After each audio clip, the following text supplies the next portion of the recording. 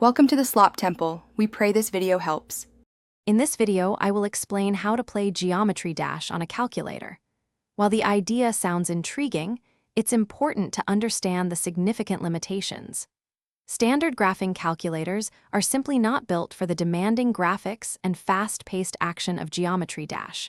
We'll explore what might be possible, but manage your expectations for a full gaming experience.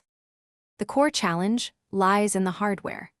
Most calculators have extremely limited memory, often just a few kilobytes, and their processors run at speeds far below what's needed for modern games. Imagine trying to run a high-definition video on a device designed for basic arithmetic.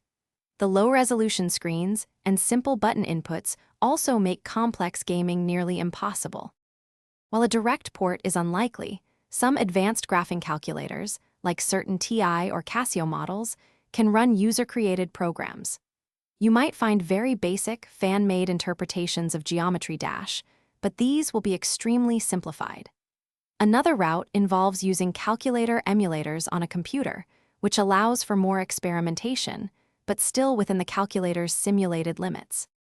To be clear, playing Geometry Dash on a calculator will not provide the satisfying experience you're used to.